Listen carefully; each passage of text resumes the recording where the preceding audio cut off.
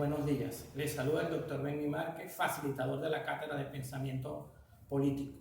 La oportunidad que nos ocupa es correlacionar los elementos concernientes a la teoría política económica.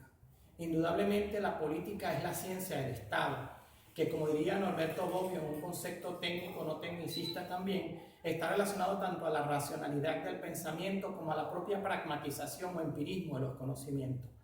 La economía política tiene que ver fundamentalmente con la realidad del acto económico, es decir, un sujeto que presenta unas necesidades. Las necesidades se señalan como fines y los medios significan los bienes y servicios. Indudablemente los paradigmas o modelos económicos tienen una clara orientación desde el punto de vista de la teoría política. Así, por un lado, nos vamos a encontrar con una economía liberal, una economía descentralizada, mejor conocida como la economía capitalista, orientada o fundamentada en el pensamiento liberal inglés propuesto por el doctor Adam Smith, padre de la economía clásica, a través de una gran producción conocida como Las riquezas de las naciones y La mano invisible del Estado, claramente acompañado con el pensamiento del doctor David Ricardo y John Stuart Mill. Según la economía liberal, los sujetos o individuos tienen las libertades económicas que se corresponden a los derechos individuales. En esa economía liberal se afianza como concepto determinante la propiedad privada de los factores de producción. Propiedad esta que se relaciona con el sujeto en la medida en que permite tanto la acumulación como la multiplicación del capital. Obviamente que el sistema de transacción económico de esa economía se corresponde a la economía de mercado, donde los sujetos económicos han de ejercer las libertades económicas, entendida la libre oferta de bienes y servicios y la libre demanda para la adquisición de bienes y servicios. Esa economía se caracteriza por ser una economía eminentemente descentralizada. Frente a ello existe la antítesis, que está representada en la propuesta del manifiesto del Partido Comunista, relacionada a una economía controlada, a una economía planificada, a una economía con centralización económica, donde no se hace determinante como en la economía liberal la libertad económica de los consumidores y usuarios, sino que se plantea en su contrariedad la sustitución de la soberanía de consumo y uso de parte de los entes correspondientes al Estado. De acuerdo a esa economía planificada marxista, se debe presentar una lucha de clase entre los proletarios, mejor conocidos como obreros, frente a los empresarios burgueses. Esa lucha de clases debe conducir al aplastamiento de la burguesía mediante un concepto político-económico que se denomina la dictadura del proletariado, según la cual los burgueses deben ser sometidos por los proletarios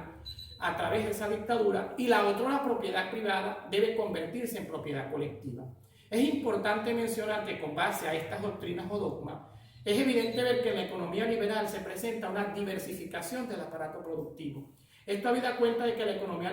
liberal representa un respeto y protección a la propiedad privada, lo cual estimula la inversión de capitales y por ende la posibilidad de que se diversifiquen los distintos bienes y servicios por rubro. En contrapartida, la economía socialista comunista, la economía controlada o planificada, asume la expropiación y la confiscación, o acciones despóticas de descapitalización de la propiedad privada de los factores de producción, conducentes estas a que la propiedad privada se convierta en propiedad colectiva. Es claro que eso es considerado en economía como posibles elementos de inseguridad jurídica y económica, a fin de que los primeros expropiados o confiscados pudiesen generar algún tipo de temerosidad respecto a otros sujetos que pueden decidir de alguna manera salir de esa economía nacional y convertirse en economías o capitales de economía golondrina para posicionarse en otras economías con mayores libertades jurídicas y económicas. Claramente, la expropiación y la confiscación, que se traducen en inseguridad jurídica y económica, se acompaña por el hecho esencialmente de que las propiedades privadas comienzan a desaparecer del sistema productivo,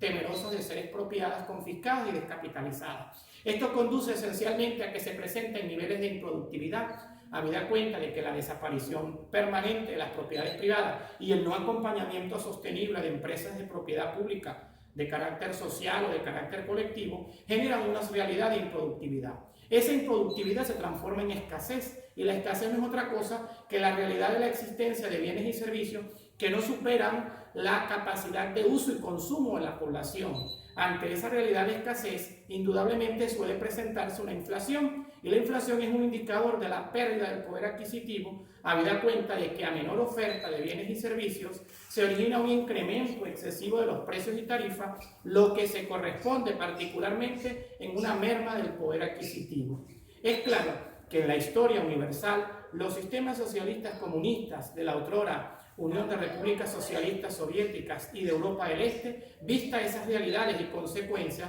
se vieron en la necesidad de virarse hacia la realidad de los modelos occidentales y promover, después del socialismo comunista, llegado a los años 90, una posibilidad de retornar a la descentralización económica, que no es otra cosa que la aparición de la propiedad privada de los factores de producción, para lograr en tal medida la sostenibilidad de los sistemas económicos, que garanticen y afiancen las libertades económicas, tanto para los proveedores como para los consumidores y usuarios, y la posibilidad de calidad de vida sea posible. Indudablemente el mañana debe invitar a paradigmas económicos mixtos, donde ciertamente las propiedades colectivas o sociales sean posibles, pero que su existencia no signifique la supresión, sometimiento o abolición de las libertades fundamentales económicas que deben corresponderse para las propiedades privadas productivas. Solo así, mediante la presencia de distintas formas de propiedades productivas, sean estas públicas, colectivas, sociales y privadas, se logrará la diversificación del aparato productivo y la posibilidad de que la oferta supere a la demanda de bienes y servicios